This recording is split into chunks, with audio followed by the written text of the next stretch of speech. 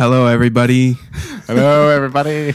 Welcome to Wesley's Pop Culture Club, formerly known as Wesley Entertainment Company. My name is Lucas. And my name is Jonah. And we are your hosts here. Basically, what we are is an entertainment discussion podcast of sorts. Today we're going to talk about some movie stuff, some music stuff, some comic book stuff. And if you're wondering how you found us and you need a refresher, we are available anywhere you get podcasts. That includes Spotify, Apple Podcasts, possibly by now Amazon Music. I'm still not sure. We might just be submitted on there, but chances are you're on one of the other ones. I love Amazon Music, though. They're hanging in there, you know. I think they're doing all right. By a thread. And if you'd like to check out the video version, we're on YouTube as well. And to clarify, we have two separate versions on YouTube. We release an audio-only one, and we also have a video one. Why? I don't know. No, I do know. It's because YouTube is just part of the podcast release website that I've got us subscribed to. So whenever we put an episode out, the audio automatically goes up on YouTube. We do the video separately. That's its own thing. It's a little bit more involved because we edit the film. We're recording on film. Yeah, we're using film. That's why it looks so good. And then we throw that on there. So, wherever you want to listen to us, you can. Yeah. Jonah, how are you doing today? I'm doing pretty good, man. Pretty good? Yeah. Thank you. Good, man. Doing good. I'm glad to hear it. Happy to be here. Happy to do our third issue. Issue number 3. Issue number 3, man. We are cranking them out. Cranking them. Just get them in the printing press. Let's get them rolling out. One after the other. Right. It's been flying by. It has been. So far. Yeah, it's been going fast. Actually, like from this one, the past one to this one felt like really fast. Yeah, for me as well. Yeah. So it's been crazy. It's been good. So we're going to get into it here, but before we do, I have an announcement to make. Listeners to the show will know that we have been, and our new name also is currently after my cat Wesley. He's featured on my shirt, so if you're on the YouTube, maybe you can see that. Maybe not. Anyways, there he is. We are saddened to announce that Wesley has passed this past week. He was a good dude. He was a bright light in this dark world, and he positively impacted the lives of everybody who was lucky enough to have met him. And he's on to bigger and better things now, and I'm excited to have an opportunity to kind of immortalize him in a way through this podcast and good times with my buddy Jonah. Yeah. Thank you. So that's what we're going to do. Yeah. He was, I just want to add, he was, like you said, that was really beautiful. And he was just a little sweet guy, you know, and I'm going to miss him too. So he was a good dude. All right. So let's get into the fun stuff. We're going to talk about our movie for the month, and also we're going to kind of combine segments here. Last month, by the way, this is important to note. These issues drop on the last Friday of every month. So if you're listening to this on the day it came out, it's March 27th right now, I think. Oh, yeah. It is the 27th. Yeah. So, so last month we introduced a new segment called Lucas's Book Corner. That's going to be an ongoing thing, trying to read a book a month. So I kind of I combined our movie and book corner for this month because the book that I read is what the movie that we saw is based on. And if you're if you've listened to issue 2, and also if you're watching our video, you can see already in Jonah's side here, we've got the poster up, and I got that book over here on my side. Whoa, we are talking Project Hail Mary. That's fun to do. All right. Yeah. So this movie is based on a book, as I've said, by Andy Weir, who also wrote The Martian, and another book called Artemis, which I know nothing about because there isn't a movie about it yet. Exactly. This movie stars Ryan Gosling and Sandra Hüller. I'm guessing that's how you pronounce that. Yeah, I'm going to guess that too. And let's get into it, Jonah. Yeah. What overall, what did you think about this movie? Dude, I loved this movie. It was so fun. I thought it was really light and a lot of positive messages in a bleak situation. So I thought it was really funny, and Ryan Gosling, this is maybe my favorite performance of him. Okay, nice. I've seen a couple of his actually now, like maybe 4 or something like that. Okay.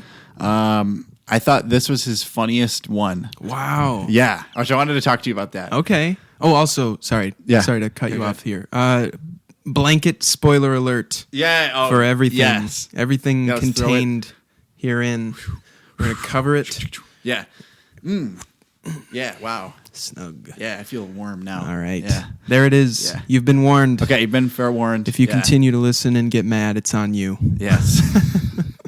Well said. Okay, so you were saying. Yeah, I liked so kind of overall I'll give kind of like maybe a brief synopsis, but essentially maybe you should do this cuz you know more. I'll try to do it I guess best I can, but basically like in 30 years, is it everybody is going to die on Earth or just a quarter of the population? I think it's not everybody, but just a quarter, I think it's right? about a quarter, yeah. But like over time though, more and more. Yeah. So it's kind of like inevitable. Yeah. So like that's kind of the situation. So like a quarter of the folks are going to die in like 30 years. And there's some stuff happening in space. Yes. That's creating this effect. That's basically, it's cooling the sun. Is that correct? It's basically a parasite that's eating the sun, sort of. Yeah. Really interesting idea. Because I read The Martian. I know you've read The Martian, and we both saw. No. Oh no, you haven't read The Martian, but you saw the movie though. You saw the movie. Yeah. That's what it was. So okay, yeah, interesting. I'd like to read it though. Yeah, if you want to borrow mine. Oh hell yeah! I got it. Yeah. Okay. But there's a lot of like a ton of science related talk in that book. In The Martian, and I know you're in this one. There is as well. Yeah. That you had said, but so that's a cool backstory, and then basically. So like Ryan Gosling's character, what is his name? Grace. Dr. Ryland Grace. Yeah. He is like sent into space with 2 other astronauts, but it's a one-way trip. Right. So that's sort of the bleak and the I don't know, kind of the bleakness of it. And so that's kind of like the setup, and in the process of all of that, some interesting things happen. I would say so. I would agree with that. Things, so. Yep. And and then the whole journey is really cool. The ending is pretty interesting too. But what about you? What do you I thought it was great. Yeah. Okay. I was really into it. The book took me about a month. Like I'm trying to read a book a month, so I set aside enough time that it took me pretty much exactly a month to read it. And I noticed probably 20 minutes into the movie, because the book, this was an experience that I was on for a month, So to see it kind of unfold in 2.5 hours, after those first 20 minutes, I was like, boy, we are flying through this thing. Yeah. And it really felt like they were hitting. So basically, the way the story unfolds, both in the movie and in the book, is Ryland Grace wakes up in space from a coma that he's been in for 3 or 4 years, and he does not remember anything. He doesn't know who he is. He doesn't know why he's in space. He doesn't know why he's in a different solar system. And so basically he sort of unlocks memories as he goes. And it seemed like the movie went real hard at the beginning with the flashbacks to get you kind of caught up, which I think was a good call because, like, you need to like the movie has to. I was saying this the other day. Like the movie has to get to the problem, to then then the rising action can happen, and then like that's just like you got to keep people engaged. Sure. And I feel like a book can kind of take its time more so to get because it kind of seemed like in the book, like for the first few chapters, like at the end of every chapter, he makes some discovery that kind of propels things. Like he realizes that he's in space. Then he remembers that he's a school teacher. And then he realizes that he's not looking at his sun, like the star through the cameras on the ship. He figures out that he's in a completely different solar system. So, and then it kind of goes from there. But overall, I thought this movie was a fantastic adaptation. Is really emotionally driven, which yes, it was. You mentioned science. That seems to be Andy Weir's thing. Like he seems to be really into like speculative sci-fi kind of. So he came up with this thing that eats the sun. Right, really cool idea. Super cool. Yeah, and now the sun's going out. We have all these climate issues to worry about. So we're going to send people into space because they find out that another sun has been infected but is not dimming. So they send Ryland there to figure out why and maybe find an answer that can help save the Earth. But along the way in the book, there's all this math and and it's not boring by any means, but it's just a lot of explaining things. Which is helpful as a reader. Sure. And I feel like the movie maybe focused more on like emotional impact rather than spend a bunch of time explaining like, here's what we're doing and why, and here's the math behind it, because like you have the added benefit in the book of being inside Ryland Grace's head, and a movie just doesn't have that like the ability to like go there. I mean, I guess they could have done like a narration thing, but that's kind of like hokey, I think. I don't know. I think it was really a good choice to do that because then like certain sequences like stand out more. But yeah, I don't. What are your thoughts on that?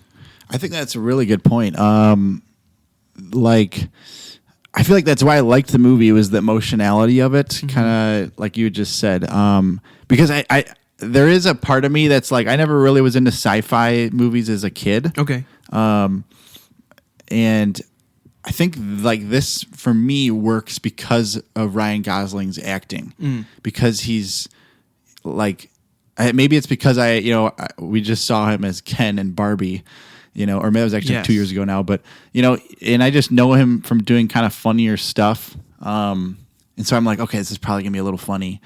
And it was, and I think there was a lot of relatable elements like to his character, but also probably in the way they portrays it. Just like he's a school teacher, he's kind of down on his luck because he was ousted from the scientific community from the stance that he made. So now he's kind of like a school teacher, but he's kind of like in the shadows. It feels like, and you could tell he loves being a teacher.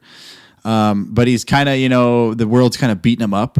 So that's kind of like relatable, and on his journey into space, he kind of has to like face some of his personal demons, his things. And he meets, so like probably one of my favorite parts of the movie is he meets an alien friend in space. His name is Rocky. And he's basically like a rock spider dog kind of guy. But how I just thought like that must have been so cool to read that like when they meet and how was that kind of when they meet and their interactions? It was very cool. Yeah. It was definitely I didn't know like really anything. I guess the like synopsis on the back of the book kind of hints that he's not as alone as he seems to be after waking up to find his only 2 dead companions, or only 2 companions have died on the trip. And so I guess I knew something was coming, and they kind of did give it away a little bit in the trailer for the movie. Yeah, you're right. The tap. Yeah. So it was like, it was interesting. I feel like in the movie he does a little bit more. Like at first he's like, nope, yeah. And he tries to like get away from the ship, and Rocky's ship just keeps following him. So funny. Yeah. In the book, I think it was like he had like a minute of that where he was like, they might try to eat my face, but they also might have information on this thing. Like we might be here for the same reason. So he's like, if there's even a slim chance that that's what's happening, I need to somehow establish contact, which is eventually where he ends up in the movie. But it was like they added like a little bit of like more like comedy to it, which I thought the movie, that was another thing the movie did really well, is like the book is pretty funny. Like Rocky is a pretty sassy he's a sastronaut, and nice. I feel like the movie emphasized that a lot. I will say I have one criticism about this movie, and I talked with you about it as we were leaving, I think. The heating's coming on. Lucas has a great heater here. I really do. It's amazing. It's nonstop. It's never broken on me. When it's cold out, it makes me warm. Yeah, knock on wood. Yeah, knock on wood. Yeah. But yeah, I felt like the movie does this thing where, so in the book, like basically Ryland discovers that Rocky speaks through like musical chords, pretty much. Like really cool. And so he develops like a kind of software to like translate. And he has like a giant spreadsheet for like what certain chords mean in Rocky's language. And then over time, he just learns the noises. Like he just gets better at speaking or like hearing the language and understanding it. And in the movie, he did this thing where he gave him like a human voice as like a part of the translator thing. Yeah. And it felt to me like one of the things that I liked the most about the book is like is like reading Rocky's dialogue and like kind of putting your own interpretation on like his intonations and stuff, like the way he speaks. I liked that a lot, and I felt like giving him a human voice kind of detracted a little bit from like I still think the one that they settled on was like really funny. And it gets the point across, but like I don't know. I think maybe in my head, I guess when I was picturing the movie, I was like, they're probably just going to subtitle him, and then it'll be like noises, Yeah. And I felt like maybe leaving that open to people's interpretation would have been like a little bit. I don't know. I don't even know if it would have been funnier or what, but I think. I don't know. For me, that's like that's just where I'm coming from, I guess, on it. I still enjoyed the voice that they settled on, and it was great. But like, I don't know. I think I get what you're saying. It might have like maybe it would have felt like truer to the story world. Okay, yeah. If they, I feel like because when we talked about that after the movie, like I was like, oh, that actually probably would have been pretty cool. So I would agree with that too. I thought there was a funny scene where they're picking which voice they want to use for him. Yeah. And they like cycled through a couple of them, and then there's one with Meryl Streep. Yeah. and then Grace is like, God, she can do anything. Yeah. Everybody laughed in the theater too. Yeah. That was a good one. I don't know what I was expecting, but that was her. That was her. Yeah, that was really cool. I was like, when the credits rolled, I saw her name and I was like, oh my God, they actually got Meryl Streep. But like, what? Yeah. How else would they have done that? Yeah. Like, I figured I didn't even look in the credits, but because it sounded like her. But that's cool that you like confirmed it. Yeah, that's pretty cool. That was her. I loved. There's like kind of 2 other scenes specifically that I loved. Yeah. But I really liked as far as the comedy element again, there's a scene where Ryland is like basically, so there's a lady who works with the government who's kind of like a part of like all of the governments, it sounds like, in the world. And they're kind of like trying to working together to, go to that other sun and collect the sample and everything like that. So they're getting this team. So they basically just like take Grace. But he had also was kind of like, all right, like I'm kind of interested. Yeah. How do we move forward? And there's this scene where she's like get on this jet. So they just like get him on this jet, and like it's so funny because he's just like she gives him these pills. He's like, oh, I don't want to take these, and the whole jet sequence is like 2 minutes. It's really fast, but it just shows him, and he's like, and he's like. He's so uncomfortable, and he's trying to swallow a whole bunch of pills. Yeah, and he's like, just chucking. He's them like at his chucking face. like 4 of them, at his face, and he's like missing. And you could tell he like hates it, and that thing made me laugh for like minutes. Yeah, like I love that scene. Yeah, you were just. I kind of lost it a little bit. Yeah, I don't know why. There's just something like part of it is Ryan Gosling, like kind of reminds me of my brother. Like he looks like him. Yeah. And my brother is like, he can be like goofy like that. So it reminds me of him. And then, but I love how, again, like how the character and the actor, he can so easily go from really funny and deadpan to like science and seriousness. Yeah. And like, he just goes like that in this movie a lot, which was like, made it pretty entertaining, I think, for me. Yeah. He did a great job. Yeah. It was awesome. And then what was your other one? Yeah, my other one was that scene where they are in, I think it's Adrian. Okay, yeah. That other planet, and they're trying to collect, was that what was it called? The Predator? Oh, Taumiba.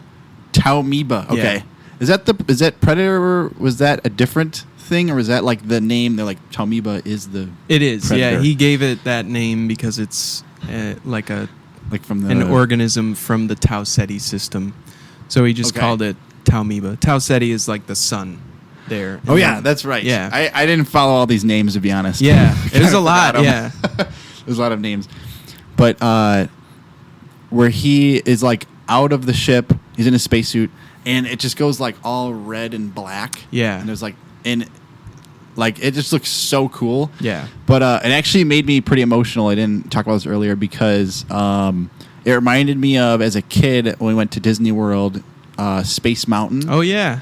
Yeah, and so there's like some scenes in there. I just remember there's like a hallway that you would walk through in that ride where there's like all these cool lights, and I feel like there's like the red and black at some point. Right. And it just reminded me of like being a kid. And there's a moment in the movie where Grace kind of like he stops talking to Rocky, like they're communicating to each other, and Rocky's like, "What's going on?" And he's like, "I'm just having a moment." Yeah. He's like kind of taking it in. So that was my other one. Yeah, the visuals in this movie are gorgeous. Like, yeah, super gorgeous. Cool. I wanted to like quickly touch on a scene that follows that one. Yes. When he does the EVA, when he's outside, he does a spacewalk to like they're trying to collect a sample from this planet, which he has named Adrian because they named it after Rocky's mate on his home planet. Mm-hmm. But obviously Grace doesn't have a word for that, so he's like, your name's Rocky, your mate is Adrian,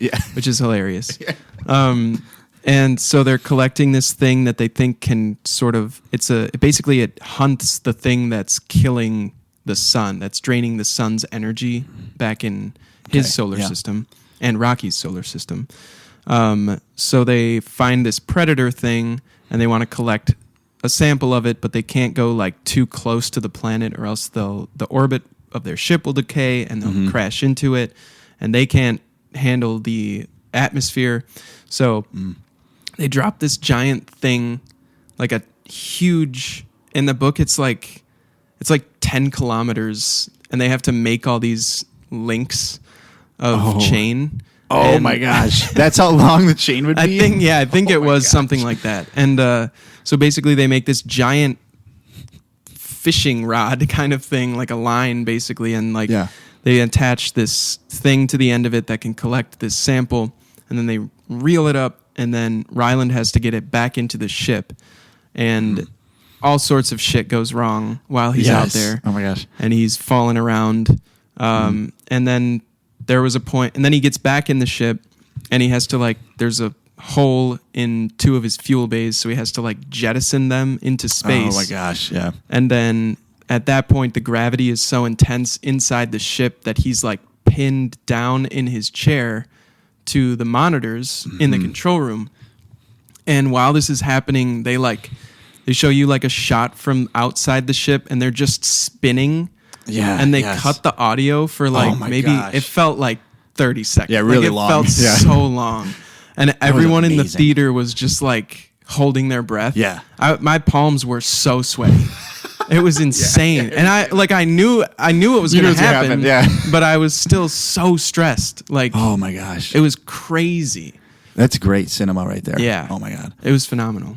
But yeah, that was just another thing I wanted to comment on. And yes, I really, overall, the suspense, like you said, the emotionality of it, it's all like really well done. It's kind of like a space buddy comedy. It is. Which it was I unexpectedly really like. that. Yeah. What do you think? I think and now to kind of on the other side, my only dislike was that it felt kind of long. Like towards the end, I think it was like 2.5 hours we said, or like a little over 2.5 hours. Yeah. I think, man, that like the first like 2/3 is like awesome. Like I was like, I was very engaged. I was like, I love this. And then there's a couple things kind of where they like, we're going to go like, Rocky's like, I'm going to help you get home. And he's like, oh my God, yes. He like changes his mind, or he's like, okay, I'm excited to go home. And then he goes home, he tries to go home, and then he realizes Rocky's going to be unsafe. Yeah. So then he goes back for Rocky, which actually, I like that idea. Yeah. I mean, it's a great idea. But there was, I guess like there were some times towards the end in the latter third that felt a little long. Okay. Yeah. Is kind of what I'm saying. Yeah. I honestly by the time he woke up to the warning sound and like realized that. So what happens is like the Taumiba eats its way through the container that he has it stored in, and it gets into all of his astrophage, which is the thing that is eating the sun, and he needs it to get home. So like he has enough fuel either to get home or to go save Rocky, but he realizes that Rocky's going to be unsafe. Mm-hmm. So he decides to save Rocky and send back these things called the beetles to Earth, which just have all the information that he's gathered, and they have like Taumiba samples in them. So he sends those back and he goes to save Rocky. I thought, because by the time that happens, there's only like maybe 15 minutes left in the movie. I genuinely thought they cut it, because I thought they were changing the ending and just sending him home. Because it felt like the movie was wrapping up. I agree with that. Yeah. And so I was like, I wonder if they're not going to do that, because that is how it happens in the book. He ends up on Rocky's home planet and lives out his days there, which is what happens in the movie. But at the movie, it did feel like it had been going on for a while, and then that part just happened, and it actually, like, to me, that part felt really quick, because like he just kind of shows up at the ship. Rocky comes out and is happy to see him, and then they kind of cut from there, and like then they just have everything figured out. Then they're on his planet then, right? Yeah. I think that was like the only, because the movie is like kind of a 10 out of 10 for me, like at that point, and it just was like a little, kind of took me out a little bit, but I still give it a 4 out of 4 if I'm doing the Roger Ebert scoring. Nice, which so you are. Yeah, I usually do that. I like Roger Ebert, so I like it. All right. Well, how do you feel? I feel great, man. I think that's a wrap on that. Cool. Yeah. Let's wrap it up. Let's wrap it up, man. This has been Project Hail Mary with Jonah and Lucas in Wesley's Pop Culture Club. Just so everybody knows, next month, our movie that we're going to discuss is going to be Super Super Mario Galaxy movie. Woohoo! Which we were just talking about is the most insane name for a movie. It is. Because Bros is not in it. Bros is not in it. And movie is in the name. Yeah. Which right. Any movie with movie in the name is going to be nuts. It's going to be just crazy, rambunctious, wild. Dude, I was looking the colors on it, like on the movie poster, look just incredible. Like the colors is like so eye popping. Like I feel like the majority of the demographic watching this will be under 12. Yeah. And I'm not quite there yet, but you will be. But I will be one day. Yeah. And but yeah, they gotta keep it vibrant. You know, they keep do. people's eyes engaged. I want to ask you this: did you play a lot of Mario growing up? Not really. Okay. Here and there, like the regular like side-scrolling like Super Mario Bros. I think I had a Wii game, but I can't remember which one. And now I just play Party a lot. Oh my gosh, yes. We got to do that again. Yeah. So fun. I played some Mario Kart. Okay. And I'm like Karting? decent at it. Karty. Yeah. Mario Karty. Karting Mario up. Karty B. That's a good crossover that somebody needs to do if it hasn't been done yet. They should really capitalize on that. Yeah. Maybe she could be a character. Yeah, in like the game. that should probably happen, you know? Probably. And we need a cut of that. Yeah. Like I'm talking 80%. Yeah. Probably. At right? least. Yeah. Something like that would probably be good. It seems fair. That's not much to ask for. No. Yeah. But no. 80% of sales. No. Of all sales. I think that's good. Oh, yeah. All right. But yeah. So, yeah, if you want to watch along and hear our comments on that next month, you got a lot of time because that one comes out April 1st. And we won't be putting out our next episode probably until, oh boy, what even is the last day in April? Last Friday is the 24th. Yeah, so you got like 3 weeks. We got time, man. Go see it. Yeah, just go see that one. Go see it. And also see Project Hail Mary if you haven't seen it yet. Do that first, actually. Yeah. And then you'll be then you'll be like, oh, I know what happens because these two idiots spoiled it. But we warned you. We gave you the blanket, right? We did. Well, we gave ourselves the blanket. I'm still snug. Yeah, I'm snug as a bug in a rug. People know. Yeah, they know. But go. I'll just say this. Okay. Go see every movie. Wow. Then you're safe. That's in the theater or of all time? All time. Wow. Where can I go to do that? Computer. Computer? Okay. Is that a city or? Yeah. Oh, wow. Okay. Is that near us? No. How far away is that? It's on the moon. Oh, my. Is there astrophage there? Yeah. How long do we have? It's eating chunks of the moon like cheese. The moon is cheese, guys. Oh, Wallace and Gromit. Yeah. It's from, we all know that. We know that one. Yeah, we know that. Yeah. That it is. They set up a little picnic. Yeah, and then they're like, that's cheese, man. we used to, whenever we watched that movie, me and my sister, we would like just cut up cheese and like microwave it and put it on, or like with crackers, put it on the cracker, microwave it, and just eat that while watching the movie. That's awesome. Yes. I love that. All right. Yeah. So we're gonna do like a TV show kind of quick plug. Yeah. Just stuff that we're both watching. Because we're gonna go along with our visual media kind of spectrum that we're on right now. So what TV show are you watching or have you just watched? As folks know who have listened to the first 2 issues of this wonderful show, I've been watching Primal season 3 as it comes out, and they just wrapped up last weekend. What the heck? Finished. Yeah. Actually, by the time this comes out, it will have been like 2 weeks ago, but semantics. It just ended. Yeah. Is this, I have a quick question. Are we in the future right now or we not are. yet? We are. When we record these, we go forward. Okay. And as soon as we hit stop, we go back to where we were. Oh, okay. Yeah.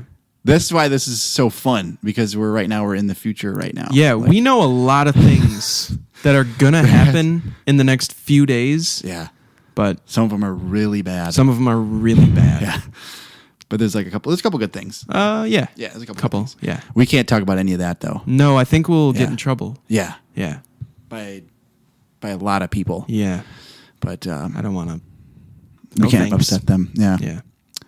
Yeah. What's Sandra Hüller's character's name in Ava Stratt? Ava Stratt. Okay. Yeah. She's going to be one of them. She's in she's the government head boss in Project Hail Mary.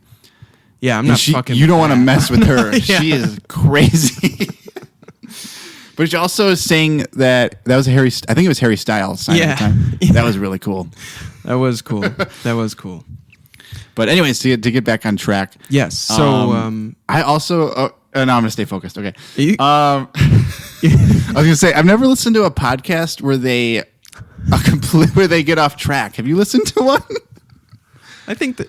Yeah. I don't think so. Yeah, I have. You have? Yeah. I think we're gonna fall prey to that, but we'll be the first one that has done it. Yeah. Well, we haven't done it yet. No. All of this is scripted, by the way. Yes. So even this, It is. all of it. Yeah, all of this is. It's all scripted. So Primal's been really good this year. Yeah. Yeah, that's good. I'm actually thinking pretty soon, possibly next issue, we may have a special guest who would love the chance to talk about their experience with Primal and what the show has meant to them. And We can't reveal anything. that's as clear as I'm going to make it. Yes. Yeah. That's pretty murky. That's okay. All right. Yeah. All right. But I like that. It's a little bit opaque. Yeah. But, I don't like to give too much away. I respect that. So, I have a question. Yeah. Is that the series finale or just for right now? I don't know. I felt like they were done after season 2. And then there was like a long gap. I think it was like almost 4 years between seasons 2 and 3. And so yeah, I have no idea. It seems like they could be done if they wanted to, and I'd be okay with it. Wow. But well, I wasn't expecting this one, Sure. So like anything else is kind of just a gift, really. But if they want to do more, I'll watch it. I'll eat that right up. Wow. Just any bites or just on a straight? No, this is like in? just Give it to me. just. So Is it a gas? it's just You're like, is it gaseous or? yeah. Okay. Basically, they put Nice. it out. They deliver it to me in one of those fancy trays with the lid. Oh yeah. They open it up, and I just waft it. This is still scripted. Okay. All right. I'm gonna go to the next one. What have you been watching? So I've been watching the Scrubs reboot. Whoa! Oh my gosh! The Scrubs reboot. Yeah. The Do they wear- reboot. Do they wear boots?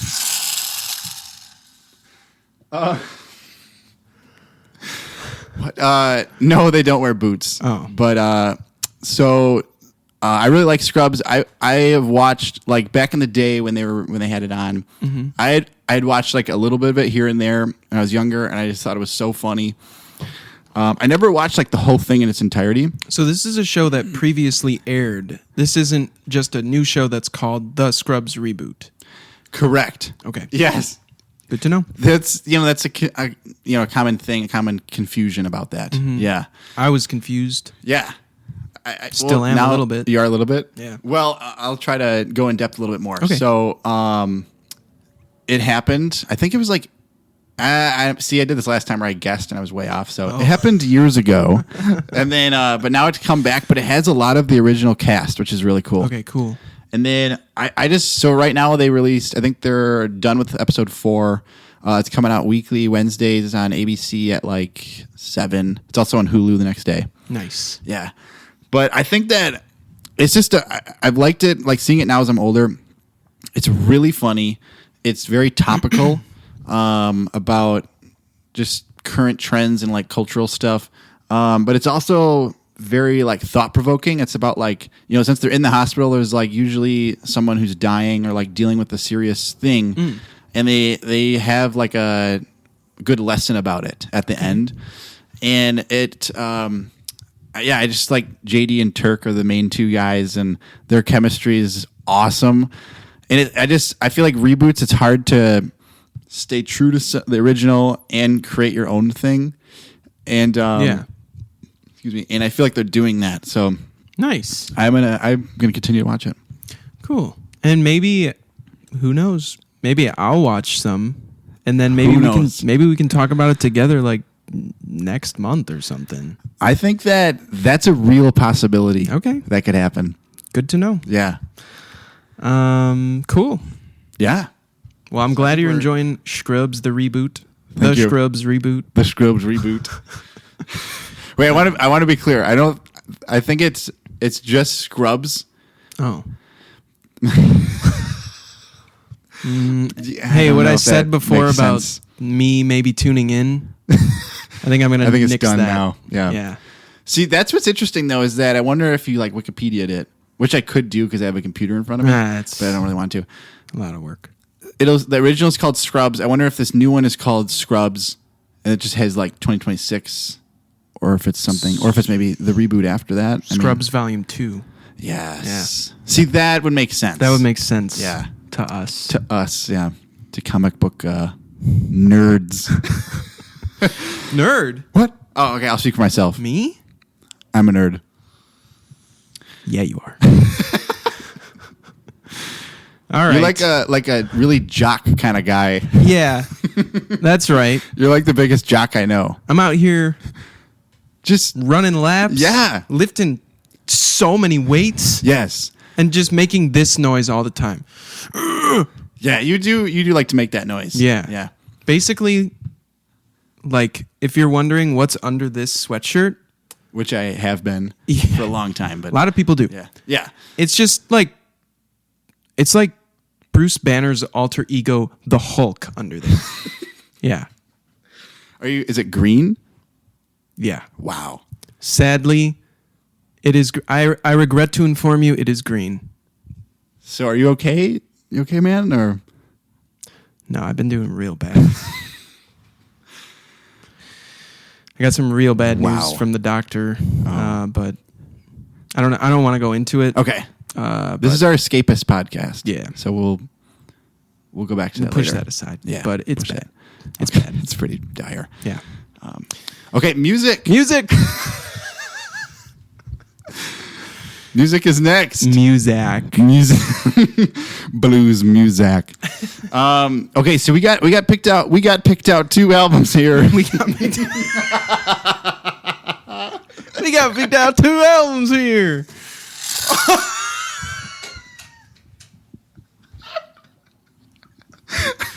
You can't do that. Yeah, I wanted to get him on it. I had to get you on that. Oh gosh. Okay. So we picked out. We got 2 albums here, and dude. Okay, so you want to lead us off with your album pick? Yes. Okay. Okay. So yeah, we each picked an album. This is kind of how we're gonna do this, and I think. Did you intentionally make yours newer? Are you trying to do newer stuff pretty consistently? Yeah. Okay. I liked your idea last time. You said you went on Wikipedia, just found like newest albums. Dude, I've never done that. I didn't know that existed. Oh, yeah. Thank you. Oh, yeah. Because it's so nice to see. It's comprehensive. It's all there. And then you can just kind of, pick what sounds good to you. Yeah. So, yeah, we're gonna try and keep this pretty recent. I would say. I like that. So the album that I chose came out a month ago today, because again, we are in the future. You're right. It came out on February 27th of 2026, and this album is called "Nothing's About to Happen to Me" by Mitski. Mitski is an indie rocker who's been a concern for a while. A concern? A concern, yeah. What do you mean? A concern. An outfit, I guess. Okay. And we're concerned about her. Yeah, like she's doing some maybe questionable. No, I'm just kidding. I'm just kidding. I don't know anything about it. No, we don't know anything. I don't know anything. Okay. This is Mitski's 8th album, and it was released through Dead Oceans, who is also home to some bands like Japanese Breakfast, Krungbin, Slowdive, Wednesday, Phoebe Bridgers, etc. So this is a stacked record label here. Stacking. This album was produced by Patrick Hyland, and the album art was done by Mark Burkhart. And I mentioned the album art because I like it's got a little cat. It's got a white cat on it with different colored eyes. Yes. And actually, so like I've been just streaming it. Like I've just been listening to it in the car or like in the headphones or whatever. I don't have a physical copy, I should say. And the physical copies, there's more art on the cover. There's actually another cat, an orange cat, leaping at the other one. Dude, that changes a lot. A lot. Yeah. The whole vibe of the album whole thing is changed. is different. That's really cool, though. And actually, the CD, the picture on the CD, like the disc itself, is just the orange cat. Really? Yeah. Okay, so that's kind of interesting. I know. I don't know that I've ever seen that before. It's probably been done, but so it's not the cover art on the CD itself. Yeah. So it's different, but I like that it's like an extended edition of art. So anyways, I just wanted to talk about this album because I've been a fan of Mitski for a while. Like I say, she's been a concern for quite a while. At least a decade. Did I say that already? Dude, I don't think you said a decade. Yeah, but you said she did 8. This is her 8th album. Yeah. So it's a lot. Dude, I remember listening to Puberty 2, which that was 2016. So it's been over a decade. And I don't think that's her first. That wasn't. No. I think before, like 2014 or something like that. Okay. Might have been her first. Nice. But yeah. Yeah. So, Jonah, did you listen to this album? I did listen to the album, yes. What did you think? What were your thoughts? Yeah, so I liked it. Actually, I liked it overall. Nice. We were talking about it the other day, and I revisited it again. I just think because I've listened to her before, and back in the day I listened to her too when I was working at the radio station. I don't know if I ever told you that. I've never heard anything about that. No. You don't find a way to bring that up every time we hang out. No. Isn't this the first time? This is the first time. I've never heard anything about that. Oh, okay. Well, it was cool. That's it. Good. So I just think she is like, she's an amazing songwriter. Like she's like a genius to me. She's genius level. A lot of the songs are like, this feels like Baroque pop to me. Okay. I was like, I want to try to, yes. And I've never used that term in a music review or something, which I've not done a lot of. But it felt like, because it's very like orchestral sounding. There's a lot of, there's some violins, some strings, echoey sounds.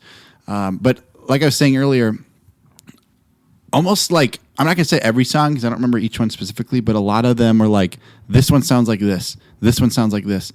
There's like jazz over here. Then there's Baroque over here. There's more orchestra over here. Right. I just feel like she is pretty far into her game, like we were saying. And so she like knows who she is, knows who her sound is. So that's awesome. For me personally though, like I'm not gonna like go throw on a Mitski album just because I'm not like, it's sometimes a little like depressing sounding for me. Yeah. And I'm not like, sometimes I don't want to like really listen to that. Yeah. But I still think like it's very high quality. Like a lot of what I listen to of hers is like really high quality. Yeah. What about you? I liked it. Yeah.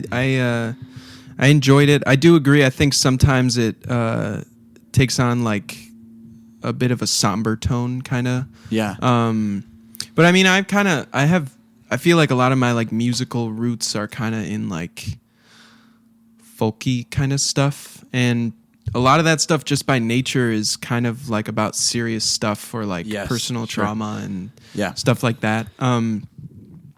So I mean, it's not. I feel like as I age, I kind of have been getting into more like energetic stuff, you know? Me too. My favorite band now is King Gizzard, and they're just like nonstop. Yeah. But like, I still, sometimes I do like to go back to like that kind of folky, like, and this album isn't really like folky per se. It is more indie rock, but it kind of like you were saying, there's like orchestra stuff happening. There's some really cool piano at times. But there are some more like driving songs too. Like I guess I mean like faster paced, sort of like upbeat. Like I think "Where's My Phone?" I think that's one of the singles. It is. That's a really good song. And then another one that stands out to me is "That White Cat." Oh yeah, I like that one too. I like that song. I think obviously any cat representation, you're winning points. And there's another song on the album that's just called "Cats," I think. Yes, yeah. But yeah, I think like you were saying, I feel like songwriting wise is just top tier. Like, yes, I think she's fantastic. There's a line on the album opener, "In a Lake," where she says, "Some days you just go the long way to stay off of memory lane." And I was like, yes. Wow. Yes, I remember that. That's an amazing line. That's a great line. Wow. And then going back to "That White Cat," I just think this song is like lyrically really cool. I didn't specifically write them down, but they kind of are like, the lyrics are kind of like cyclical in nature. Like she's talking about this white cat in her neighborhood that's marking her house. She's like, it's supposed to be my house, but I guess according to Cats, now it's his house. And then there's a cool chorus, and then she gets into verse 2. She says, "Gotta go to work to pay for that cat's house, for the red corseted wasp who lives in the roof, for the family of possums, for the bugs who drink my blood, and the birds who eat those bugs."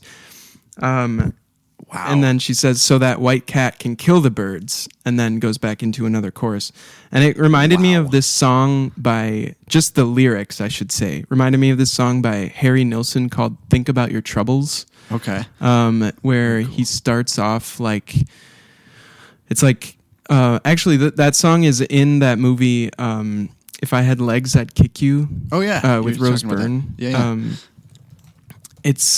I think it's in the movie itself, but it's sung by like her daughter's character, and then over the credits they play it again, like that version.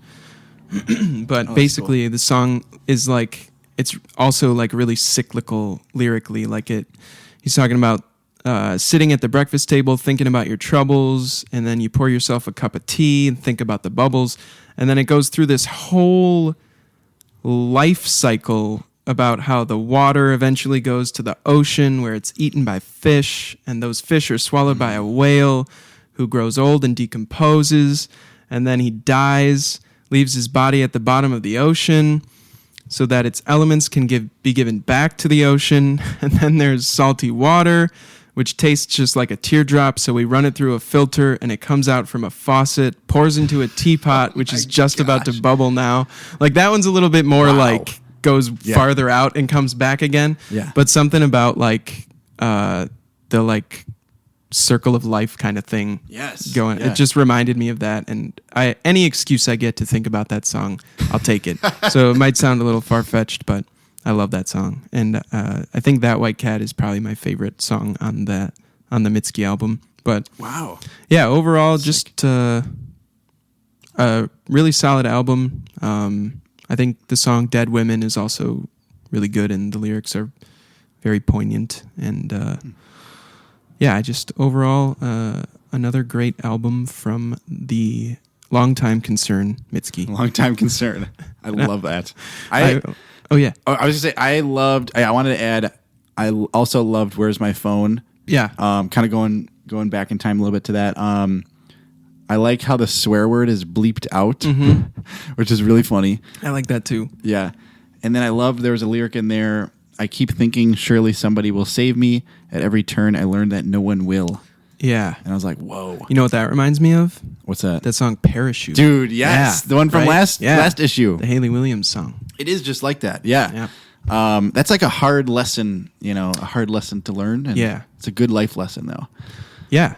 And man, the lyric that you said from that opening track is like, wow, like incredible. Some good stuff. Yeah. But yeah, I think anytime she makes something, it's going to be good. Yeah. High quality. I'll be listening. Yeah. All right. I'm going to turn it over to you. What did you bring in for us today? I brought in, Singing to an Empty Chair by Rat Boys. Rat Boys. Rat Boys, yeah. So I learned they're from Chicago. Yeah. Which is awesome. Yeah. That is really cool. So I love that. This was released on February 6th of this year on New West Records, which I like how you looked up. I got a few. Who are some? From New West? Yeah. So we got All Them Witches, Ben Folds. Oh, hey, I got a question for you. Yeah. Does Ben fold? He folds all the time. Yeah, he does. Yeah. We got Caroline Rose. we got Drive By Truckers, Emmylou Harris, Taj Mahal, Warren Zevon, etc. Nice. These are just the ones that I thought were standing out to me. People who I listen to a good deal. Yeah. And I think I think they moved to this label for this album. I think this is their first release on this label. I want to pull them up on my Spotify. Yeah, it said like on their thing it was like, okay, actually I don't know. I can't comment on that, so I don't know. But that is cool. Yeah, because that's like a bigger label, or one that like somewhat bigger, I should say. But yeah, and then it's 11 songs in like 50 minutes. I put. So I really liked this album. Yeah. This was kind of a little bit more my vibe, where it was kind of like fast, fun. Just like I always love so it kind of felt, it's kind of like garage rock, indie rock. Yeah. And there's a female singer, and she's so good. Yeah. Yeah, her voice is gorgeous. She's so amazing. Yeah, her voice is gorgeous. Julia Steiner, I looked up her. Look up who she is. And man, but there's like so many tracks on here that are just bangers. Yeah. Like there's a stretch where it's we were both talking, we like the song Anywhere. Penny in the Lake. I think Penny in the Lake is my favorite one. That's a great one, yeah. It's so good. Also before that, Light Night Mountains, all that. Strange Love is really cool. So that's like numbers 3 through 6. I think all those are really good. I feel like even the first song is really good. Open Up. Oh yeah. But yeah, they kind of. I just like for me, it's a lot of stuff that I really like. Like when I was like in college, I would sometimes go to some like basement shows, and this kind of reminded me of that, where it's more like lo-fi, a little bit more like energy, a little more like rough and stuff. Yeah. And DIY sound. And this kind of also reminds me of like in like where I went to college, in that like town, kind of, there was, like I said, like there's a lot of bands that kind of sounded like that. So yeah, it's kind of like college rock, garage rock stuff. So yeah.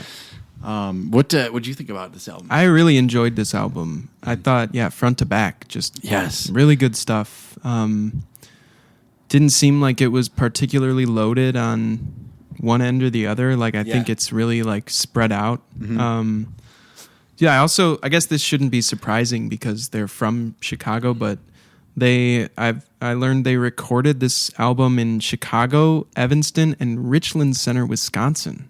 Really? Yeah. Where is Richland Center? I don't know. I haven't heard of it, but dude, that's so cool. Yeah. Like very local places. Yeah. I just thought it was great. I really enjoyed the sound of it. Like kind of like you were saying, like I like that it's like it clearly takes some elements of like alt country sort of. Yes. But also there are moments like that you mentioned Anywhere. Anywhere is just pop punk sweetness to me. It is, like totally. I was telling Jonah the other day I went to buy some comics, and it was like 68 degrees, it was a beautiful day in the middle of like this at the end of winter here, where it's been kind of fluctuating a lot. Right. And It was gorgeous out, and I had the windows down, and that song was like deafeningly loud in my car. I was just blasting it, and it felt so good. Like, Nice. just such a great song. Also, that song, I guess, is about the guitarist's family dog who has separation anxiety. Oh, wow. So like the okay. chorus, like I'm going anywhere that you're going. Oh, that's like, funny. Kind of funny. Pretty cute. Very cute. Yeah, this album is fantastic. I really enjoyed it, and I'm glad that you chose this because otherwise it might have gone under my radar. Dude, yeah. I mean, same thing for Mitski. I mean, yeah, I had a hard time picking an album because I was looking through the list and it's like There's a lot of albums. so many. on that list. I really like. I'm gonna keep looking at the list as we pick future albums because it's a nice way to just see who's making stuff. I'm like, oh, like these guys. Like I saw Gorillaz put out one and a whole bunch of other bands I like. And but the one thing I like about. So I really like near us. There's a radio station called XRT in Chicago. It's like one of my favorite stations. And they've been playing Anywhere for quite a while. Nice. Because when I heard this, I was like, oh, this is from there. Yeah. But like just for context, like that song has 517,000 streams on Spotify. Wow. Which like it's good, but not compared to some of the, like I wonder what Mitski's is. I didn't look at hers. Oh, sure, yeah. You know what I mean? But like it's still, that's pretty small. And like going to their artist page, I want to go to their artist page. So like, yeah, because usually if you pull on Spotify and you look at their top 5, like there's a couple that are in the millions. Sure. But like everything's under, like the highest is 705,000. Their monthly listeners is 258,000. So they're like not that well known. Yeah. And they have other albums. Like I think this is their 10th album or something. Or I don't know because I looked at their Wikipedia. Like they've been out. Oh no, they were formed in 2010 is what it was. I saw 6. This is 6, number okay. 6. Yeah. Yes, Which yeah. is still, I mean, that's still pretty deep into it. But they've formed in 2010. So like I think it's cool that I've seen this happen with bands a lot where like later on they get traction. Yeah. You know, and I feel like right now it could just be like just because I'm like, oh, I heard an XRT. You know? But I saw that Pitchfork gave it Best New Music too. Nice. Which kind of helped my picking of wanting to check it out. Yeah. But I just thought I wanted to point out the numbers because I feel like that like it'd be interesting to check on this in like 6 months. Yeah. I bet it'll be like that's a good point. high. Yeah, I mean, that is really cool to learn that they're getting some radio time because, especially that song, I feel like it's super radio friendly. Super radio friendly, and it really fits the vibe over at XRT. So that's not surprising at all, but very cool. Also, I wanted to mention this album, like you said, is called "Singing to an Empty Chair." I read a little bit about where that comes from, like the name. It's mentioned in the album. I think it might be "Just Want You to Know the Truth." Maybe she sings about it, but basically, like Julia Steiner was going to therapy, and her therapist recommended this exercise where she simulates a conversation with an imaginary person in an empty chair, and so from that stemmed like all these conversations and like ideas for songs, I guess.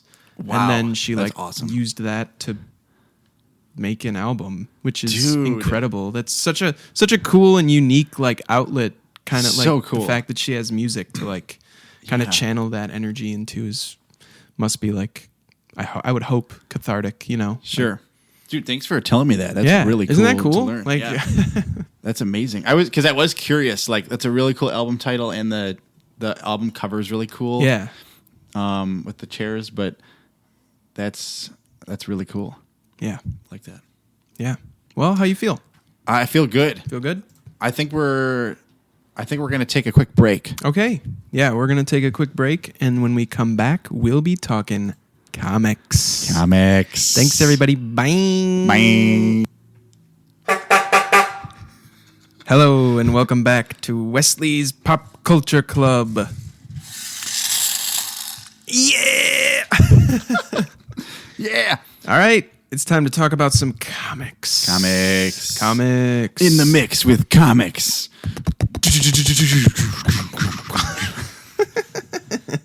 Dude, okay, what's our first comic? What do we got? Our first comic this month is Absolute Batman number 17. Wow. You ever heard of it? No. Hey, you ever heard of Batman? No. Me neither. Is he good or? No. Oh gosh, he's bad? Bad man. Wow. He's a bat hombre. He is a bat hombre.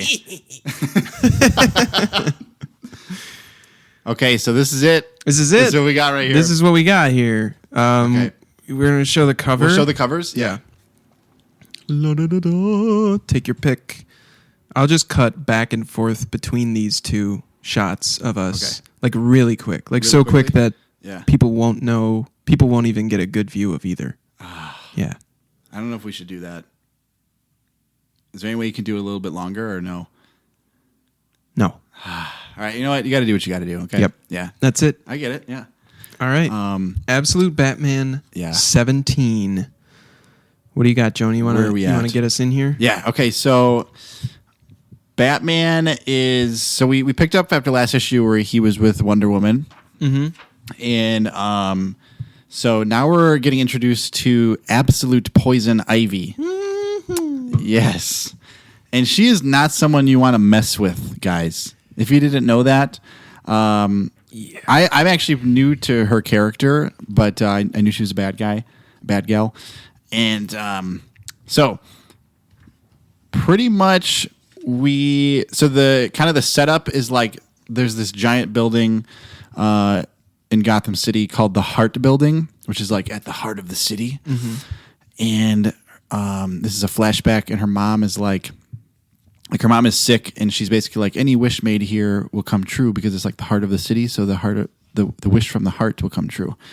And then it kind of goes to present day, and there's some bleep going down, and some bleep happening. There's some stuff happening, and then it shows a really cool picture of like this tree, like I don't know, growing from inside of the building. Yeah, kind of like overtaking the building.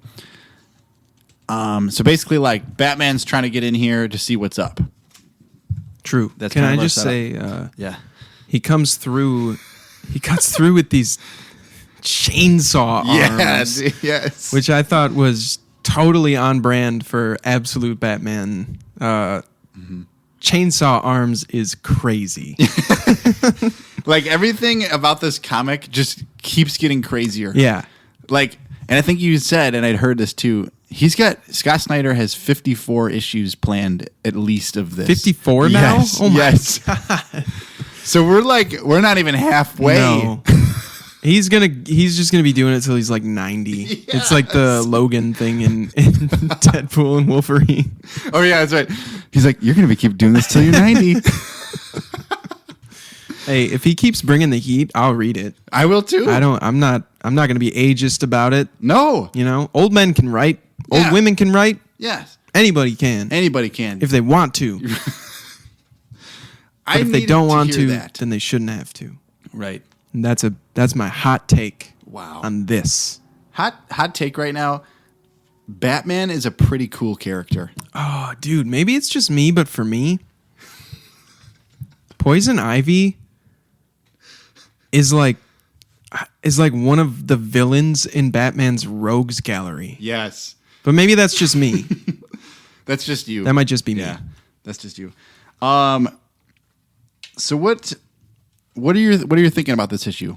I'm kind of fumbling. No, it's all right. It's all right. You're doing great. You're doing great. Thank you. You're going to be doing this till you're 90. I probably will. If you want to. I and do. If you don't, too bad. Oh, dang. Overall, I will say, so this isn't, I don't think this is like peak Absolute Batman by any means. Okay. I think we've talked about this. They've kind of been like in between big stories here. Mm-hmm. Bane wrapped up in 14. That was like the Abomination arc was like kind of like 9 through 14, I think. Yeah. And I think that's exactly right. and that just felt like so monumental that I think maybe they were like, let's take a breather for a little bit, and so 15 was absolute Joker. Not that that's necessarily a breather, because that was some insane background on Joker. Yeah. And then 16 was his part of the duet with Absolute Wonder Woman, and now 17 and 18, it looks like, are both going to be Poison Ivy centric, and from there I have no idea what's happening, which I'm glad for. Me too. But so it seems like we have yet to stumble into our next big bad, so to speak. Right. But I mean, this is still like a 2-part thing about Poison Ivy. Is cool, but it is it's interesting. I really like the part of this story that is her backstory.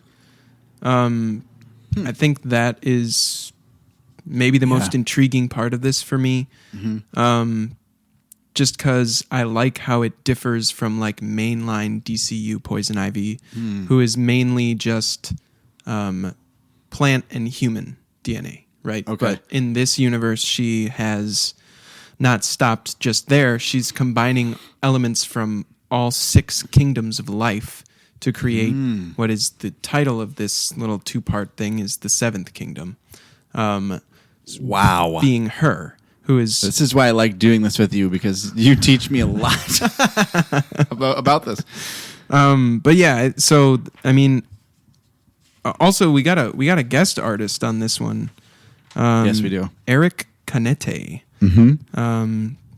which is, and I think he really stepped up here. Some of this art in here is very trippy and really cool. Really cool. Poison Ivy looks insane. And all of her little minions also are pretty terrifying. The chainsaw arm. Batman looks bulky as ever. Yes. He's so bulky. Which is cool. But overall, I like this one. Talked about her backstory a little bit. Her mom is sick, and she becomes a doctor in... What does she say? Cytology. So she's like combining human stem cells with DNA from other organisms, which is how she ends up the way that she is. And then basically it seems like she gets to a point where, so she's saying like the people that she works for, all they want to do is divide up each discovery, individuate, separate, old men who only think of what my work can do for them. So she says, fine, I'll take my research somewhere else then. What do you know? They burned down the lab with her in it. Or so it seems. And so she dies, quote unquote, like Alfred is on comms with Bruce while Bruce is infiltrating this giant tree, and Alfred says she's dead at age 25. She's obviously not, because she's here wreaking havoc, but she's not exactly human either. She is now a combination of all 6 kingdoms of life. I think I really liked her story. Wow. I think the Batman infiltration part of it is like pretty cool. I think it's pretty decent. I'm more interested in so I still really want to know what's going on with Croc. Batman finds a skin in this one, and he gets worried because,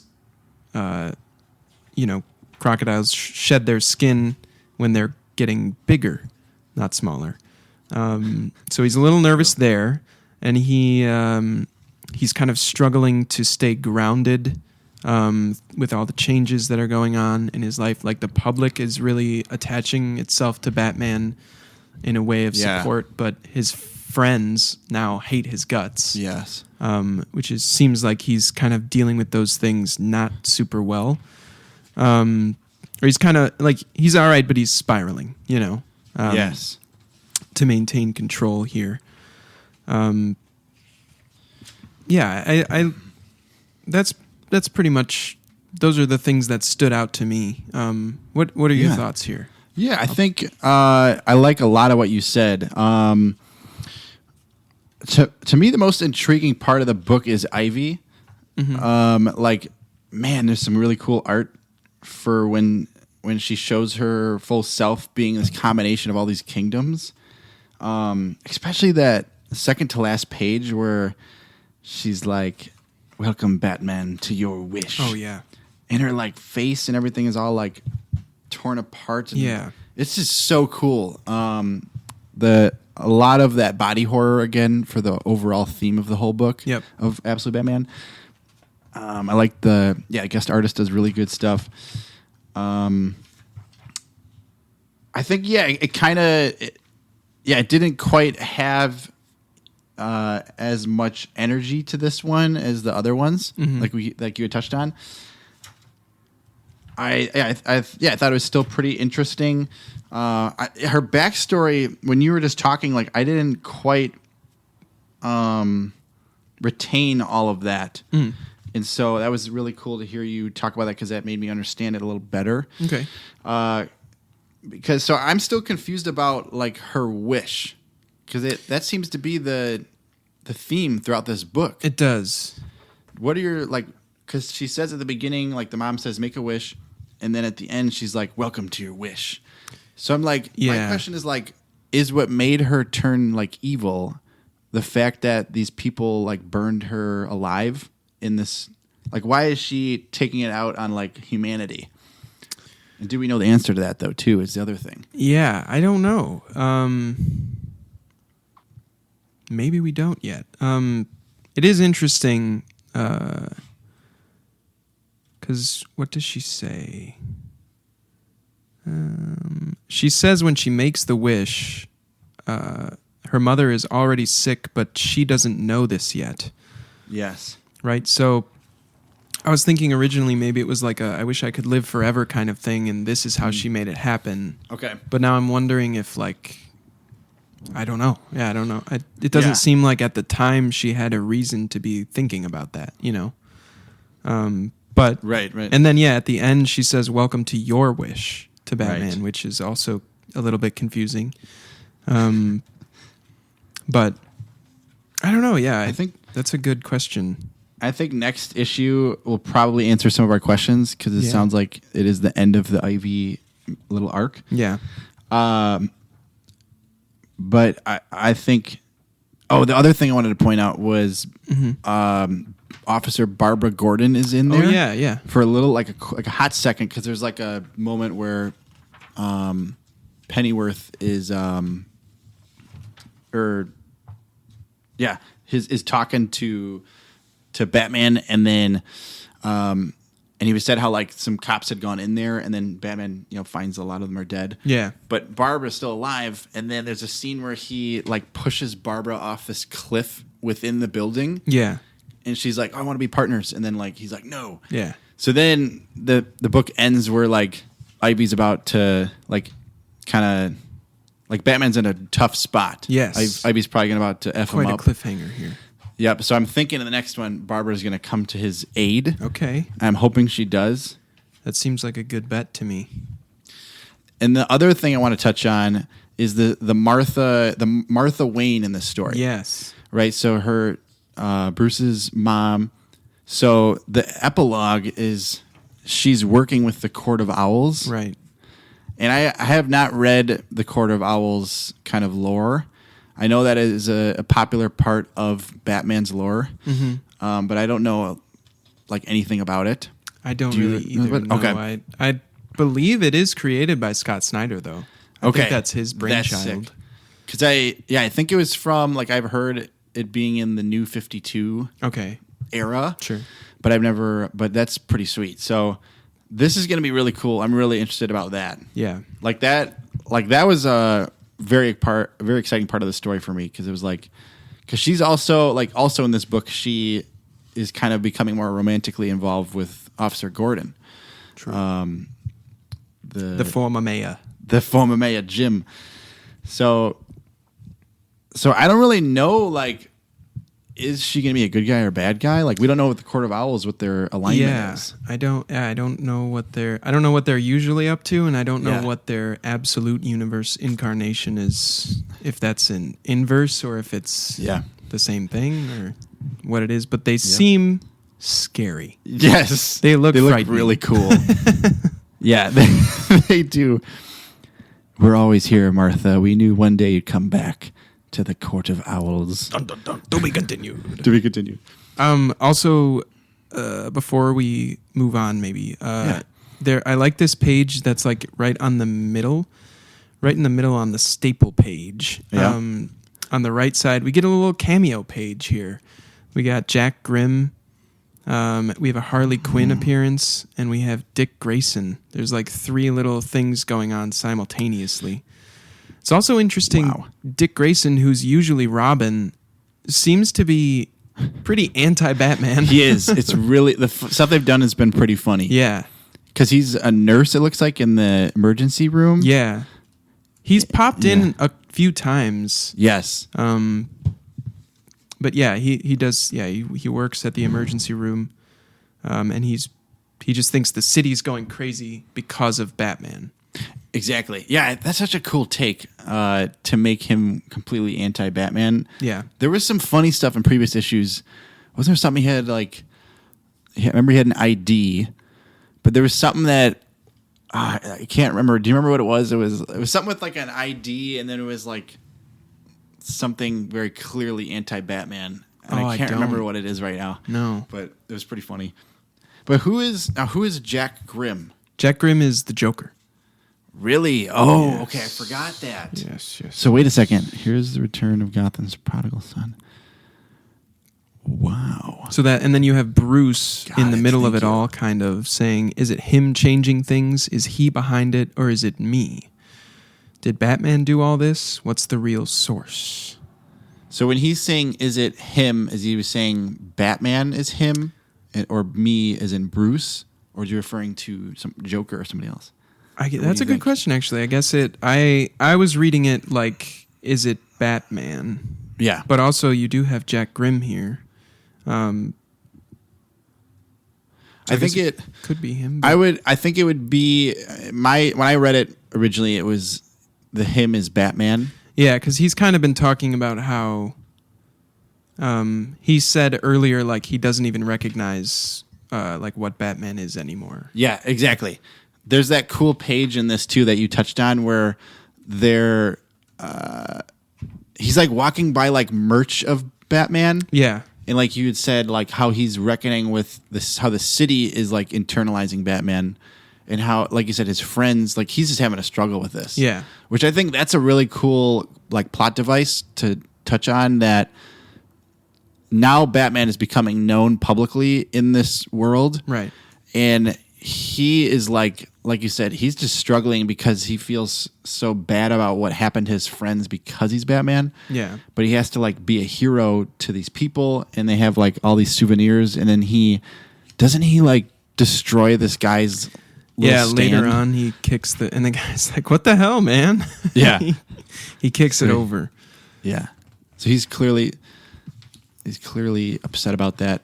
Yeah. So that's kind of cool. And then I feel like this is kind of like perhaps the mission statement of this issue is this page you just talked about. Yeah. Because one, it's a splash page, it's a full page. Right. But then he's got all 3 of these kind of somewhat major characters to degrees. And it's like they're all like, it's drawn really cool where they're all like in his shadow. Mm-hmm. And he is like, what am I doing with Batman? And then now he has to like face the present moment of Ivy kind of effing him up. I feel like he's like a lesson he's learning slowly is that he needs people's help. Yeah. Because he like very much wants to just do it all himself and just, nobody help me. Yeah. But like right now, like Alfred's helping him. Barbara just tried to, and like I said, I have a feeling she's gonna like kind of rescue him. Yeah. In the next one.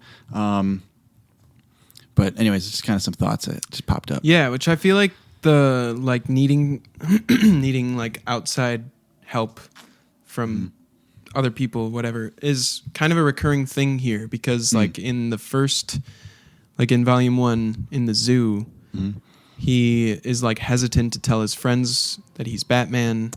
Yes, then eventually he right. does, and then like doesn't Ozzy like flies him out on his helicopter to Black Mask's yacht, and he has them all doing various things in different capacities to like help him out. But then it seems like Bane really set him back like mentally with all of the stuff that he did. Like he really destroyed his friendship and his friends like physically. So I think maybe he has to sort of come to that realization again, maybe because he is now like there's some trust that's been lost between him and his friends. Yeah. So I think maybe now he's hesitant to get people into it again because he's worried the same thing will happen. Sure. Possibly. That feels very on the point. But yeah, just noticed that is a recurring thing. We're going to stay tuned for issue 18. Yeah, we are. I also just wanted to add this cover. I know we showed the cover earlier, but this is a really cool cover. Yeah. It's one of those ones where I first picked it up, I was like, okay, this is sick. But then I've looked at it multiple times, and I just find more stuff happening. Mm-hmm. It's one of those ones where it's like you got the foreground, and then there's stuff in the background, and it's like layered really nicely, and it looks really cool. I agree. Yeah. Shout out Nick Dragotta, Frank Martin. Yeah.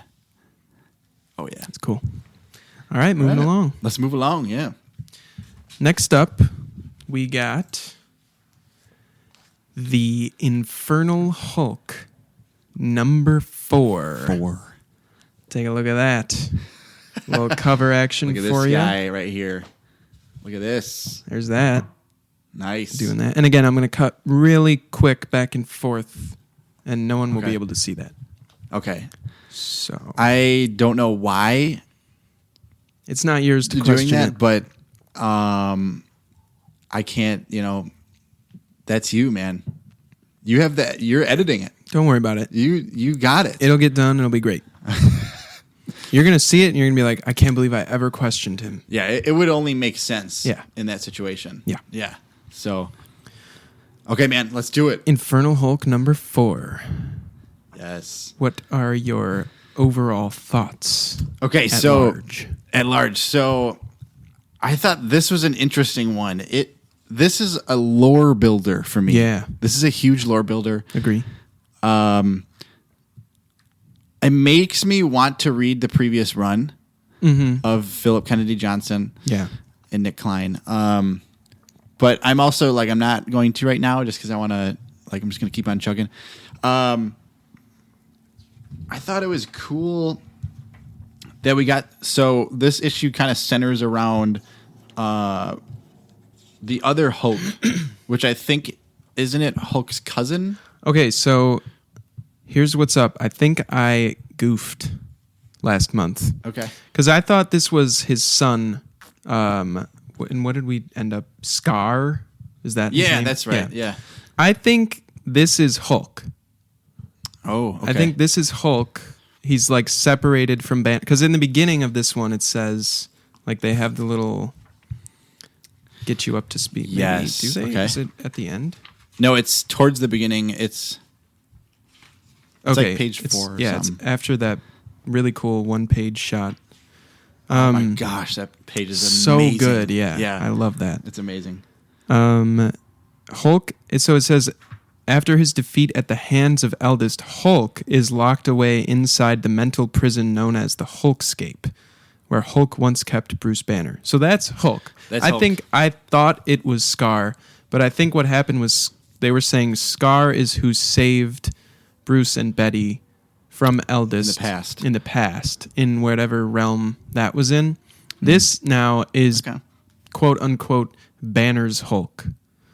Okay, so this is the OG guy. Yeah. So this is the dude. Okay.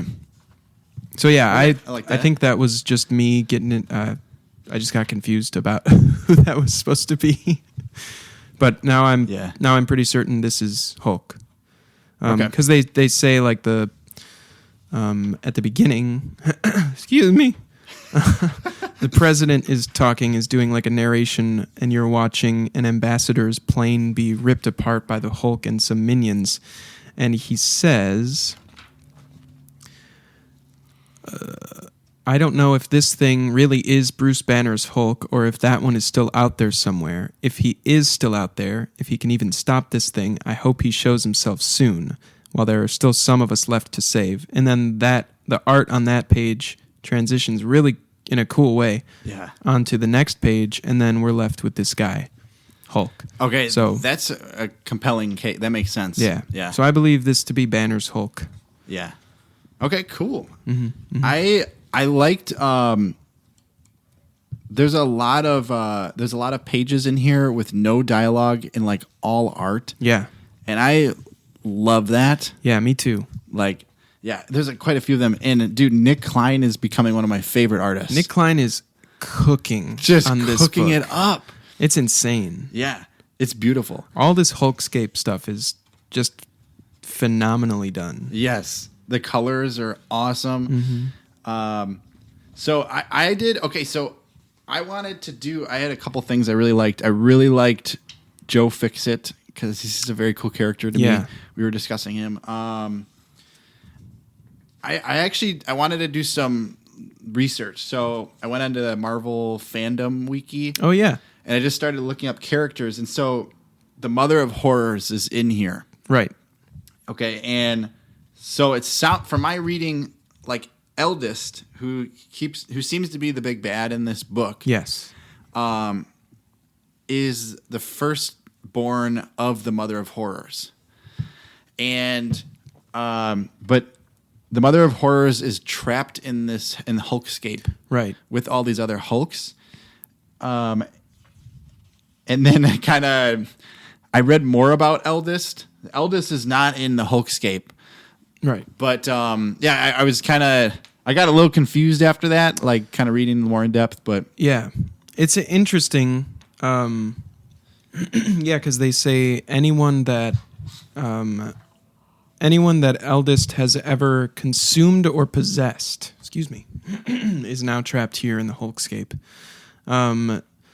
So there are a lot of Hulks. I wrote down some. We've got the guy they call Savage Hulk, who's kind of like the monosyllabic, like Hulk smash, like that guy. And then you got Joe Fixit, who's like the gangster guy. There's a Red Harpy in there, who is Betty, usually. I don't know if maybe that's ever been anybody else, but I know Red Harpy as Betty. Wait, is it? Yeah. Okay, yeah. Interesting. And then you have, I had to look this guy up because I haven't read Planet Hulk, but the guy with all the armor on is Green Scar. Oh, that's sick. Yeah. Yeah.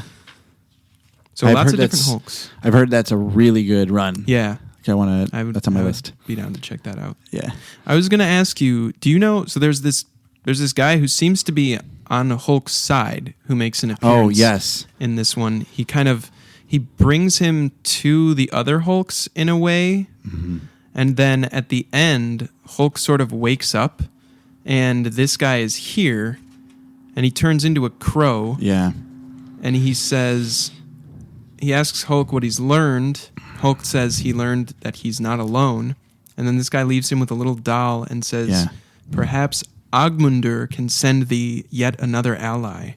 So 2 questions. Yeah. Do you know who this is, this Ogmundur? So that is this guy. Yes. It's a guy from early on. Yeah, earlier on. But do you know anything? No, I don't know him. Okay. But I was wondering if he's original to this or if... So I didn't look him up, but I have a clue. And his... Okay, go on. So you're like, oh my gosh. So I didn't look him up, but his like lettering is done as like an Asgard character, right? So, yes. So I think he is Asgardian, but I didn't look him up further than that. And it sounds like an Asgardian name, so that's all I have to say on that. It does. And then second question. Yeah. Who does that doll look like Betty to you? So or who do you think? I think it's a different character because I looked it up. I don't know if I wrote down her name. So I think it's I don't think it's Betty. There is so somebody in the last run turned this girl into a statuette. Oh, really? Like she's a statuette. That's what it was named. Okay. But I don't know if it's Betty or or I don't think it's Betty. Okay. It was one of those things where I was reading it on the wiki page, and it was pretty like deep into the page. Yeah. And I was kind of getting confused. Yeah. But I don't. Yeah. It was a different person's name, so Okay. I could be wrong though in the next one. We'll have to stay tuned for that. Yeah. But I think it is because I remember. So I actually picked up in the last run. I picked up. It was issue 800, like the legacy one. Oh wow! So that was like number 19 in the run, which I think was like 30 issues total. Okay, kind of in the middle. And I remember there was a girl with him. Okay, and she was like, yeah. So I remember her in that issue. So there's these flat, like in the earlier part of this issue, where there's like a backpack. I think that's her backpack. Okay, and then there's that wolf. There's a wolf that picks up the statuette, which I think is her. And then he's like, "Hey, mine." Yeah, he seems defensive about it. He does. Yes. This is the part about the cousin. So that's Agmander referring to his wolf. That's the cousin. That's right. I thought of that. So I think that they're like, this is from the previous run. Okay. Yeah. But okay. I don't remember if it's Betty. I think it was a different name. Okay. And then it's at the bottom of the last panel. It says, "Next, Infernal Hulk versus the One Above All." That's intriguing. So I read a little bit about that because I remember Trike talking about the One Above All. So I think the One Above All is kind of like God, but like a positive force. Okay. And then there's a One Below All. Right. Right. And then I had read somewhere that there was like a battle. I'm trying to remember. I think a lot of this is from the first run. So it does it's a little tough for us, I think, because we haven't read that. I will say the One Below All is the big bad in Immortal Hulk. Oh, okay. So what is it then again? It seems like kind of like a devil thing. Yeah. That's kind of what I was thinking too. There's something I'm trying to remember where it was like eldest. I can't remember exactly. But that like the stakes in this are pretty high. Yeah. They really are. If it's the God and the devil, and then it sounds like the next issue, like you said, it's going to be Infernal Hulk versus the One Above All. So we need some good mojo to start picking up here, guys. Yeah, because it's been pretty bleak so far. Yeah, good but bleak. Yes, I think just going over this again, I like my first read. I didn't love this issue, but I kind of went over it again yesterday, and this is a very well thought out world by these creators. And I had read that Eldest is created by Philip Kennedy Johnson. Oh, nice. So that's like a newer character in the lore. So I think it's a little confusing, but I really like how, like I said, how well thought out all this is. Yeah. And Nick Klein, killing it. And the colorist, it's just awesome. Yeah, yeah. Matthew Wilson. Yeah. Yeah, we love him. I also wanted to add one other thing. I thought Nick Klein was a newer artist.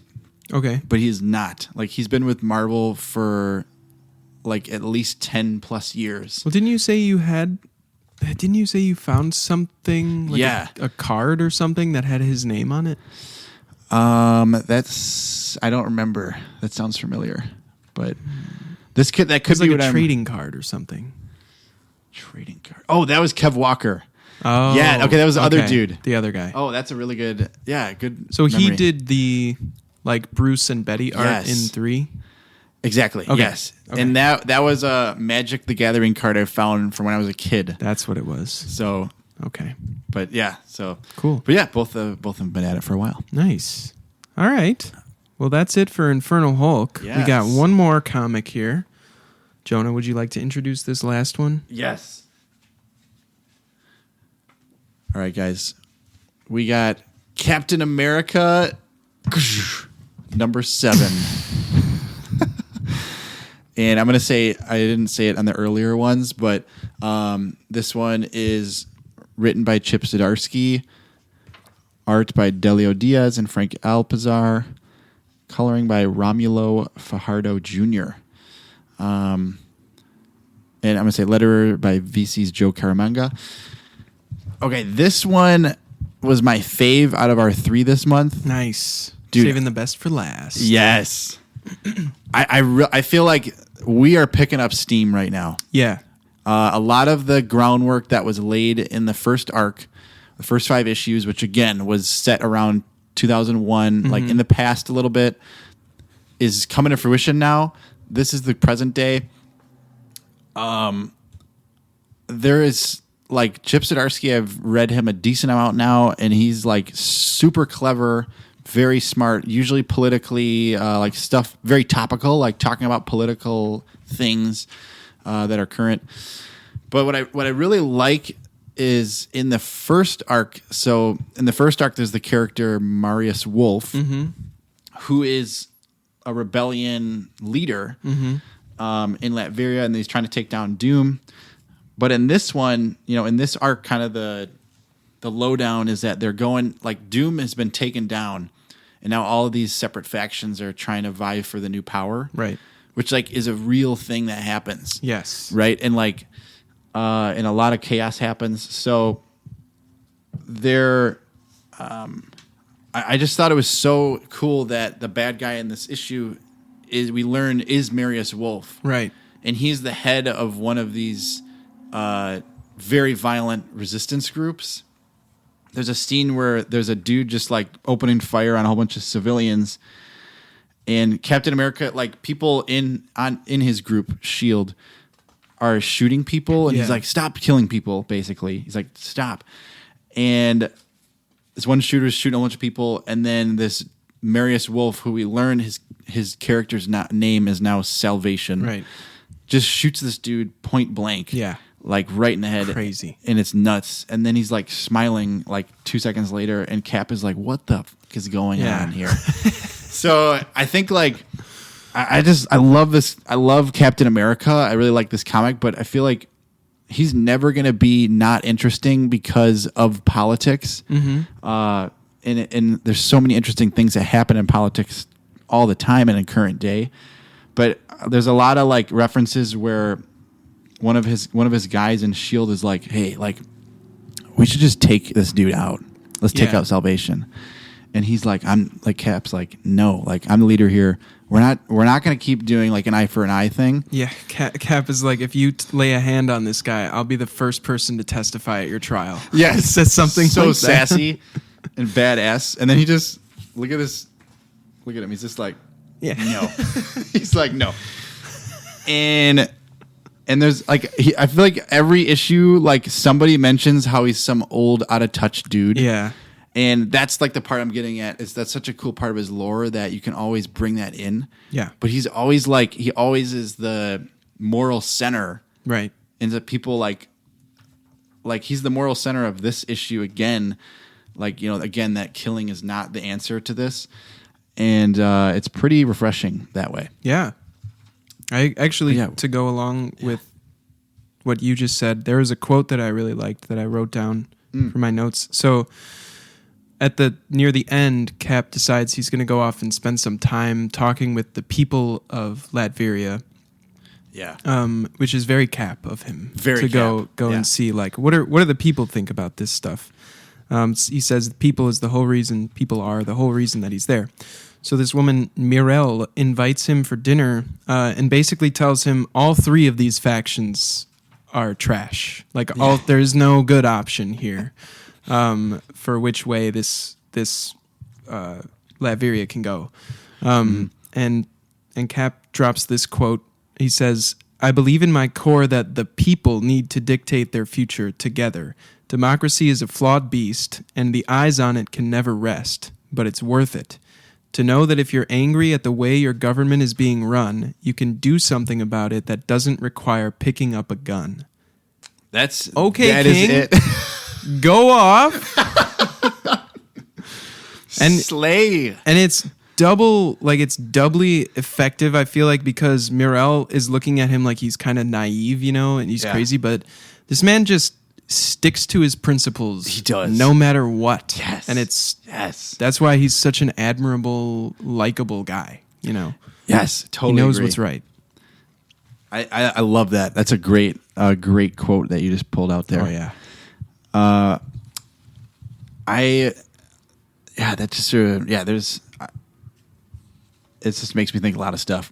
I think I just again love his character because it's very simple. Like he's a guy with a shield, he has superpower, like superhuman strength. But like the more intriguing part to me is his principle, like he sticks to the principles. Yeah. Like a lot of the other superheroes in the MC or the Marvel universe they do that as well. Right.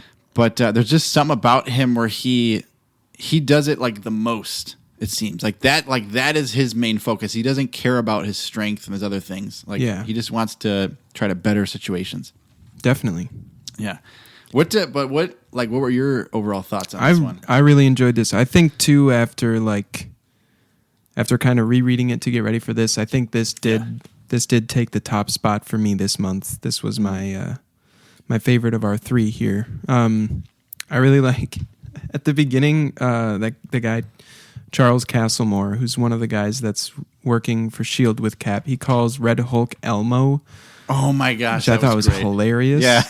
I think Ross's appearance was like surprisingly short. Like I guess I thought there was going to be more, but then I wasn't angry about it. Because he also heavily implies that he's going to come back in some way or another. Yeah. And then just all this stuff going on in Latveria is crazy. Like you said, like this stuff happens. You know, I feel like Chip is just consistently hitting the nail right on the head with like the commentary. It was awesome seeing Cap interact with this Latverian woman and kind of like really like, what's the word? I guess he was just trying to really get a feel for like what's going on in the minds of the people of Latveria, you know, which is pretty cynical, it turns out. Like it seems like they have kind of been conditioned to believe that there's no good way to go about this, because they had Doom in power for so many years, and now they have these three warring factions, and Mirel is saying, you know, they all have their problems, and she actually says like with Doom at least they were safe, right? Like he was terrible, but at least they were safe. And Cap is like, there has to be some way to do this, which is again part of him being like just a very like stick to your guns kind of guy,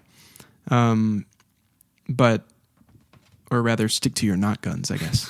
I will say the ending got me a little bit here. Oh, it did. This me last too. page. Shoot. You find out the leader of the Homeland Party, which is supposedly the pacifist one, is one Alina von Doom. So, and I don't. Are you serious? She's an original creation of Chip Zdarsky's. Oh, really? For this, so I don't know what the relationship is there. This is a new character. I guess so. Oh, yeah. Shoot. So I don't know who she is. We're about to find out. We're gonna find out. We're about to find out. We're gonna find out. Dude, that's really cool because I didn't know if she was from the past, like a previous character. I looked her up, and it seems like she's new. Dude, that's amazing. That was another cool turn. Like I liked when they, like just like you said, it was cool. Like right before he meets with Morel, they're sticking to their mission plan, and he's like, I'm gonna go hang out with some peeps and like, be me, and then like they're talking, and then there's people in the backyard that followed him to her house, and there's a cool fight scene, and then we find out the reveal of her. What do you think? Is she gonna be a good guy or a bad guy? Good gal or bad gal? I don't know. I feel like I have a feeling she's going to be good, but it's entirely possible that I'm going to be proven wrong. I just think I don't know. She seems to be like being pacifist, I guess. She seems the most in line with Cap. Yeah. You know, but she also, like Mirel says, she's going to be dead by the end of the year because she's just a target. Right. Like, but I mean, and she says she needs Steve's help to save Latveria, right? But that could mean anything. Like the other two factions also think they're saving Latveria and they're killing people. Exactly. So it's like, it could be either side of the spectrum, but I'm going to hold out hope for right now that she has good intentions.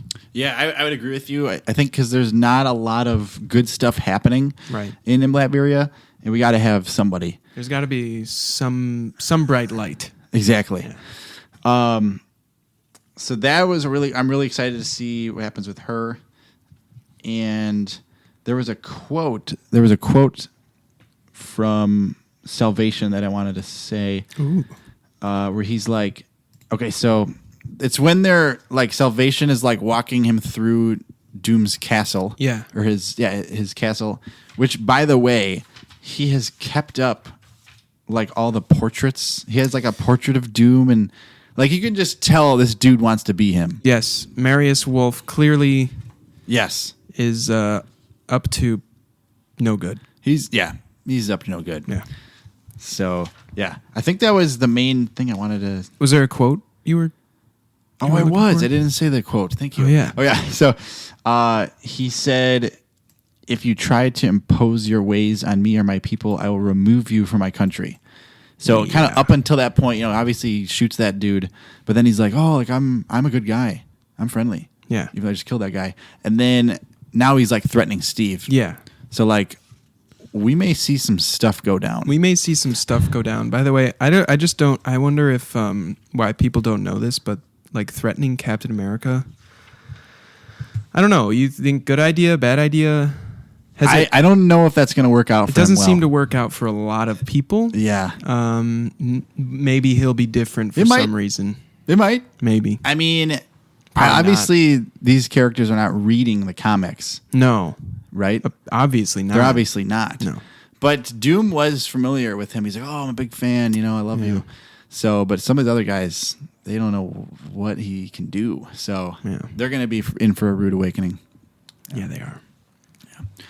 But that was the comics, man. That's the comics portion of this podcast. And now we are wrapping up. We're wrapping it up. So we want to thank everybody for the continued support and for listening. Just to reiterate, we are Wesley's Pop Culture Club, and we are available wherever you get your podcasts, and also YouTube, sometimes with video, and sometimes the video cuts out because of storage problems. And that's okay. We're rolling with what we got, and it'll be better next time, probably, maybe not. Yes, and then also next month, be sure to check out Super Mario Galaxy Movie. TM. It's just so many nouns. Mario Galaxy Movie. Yeah.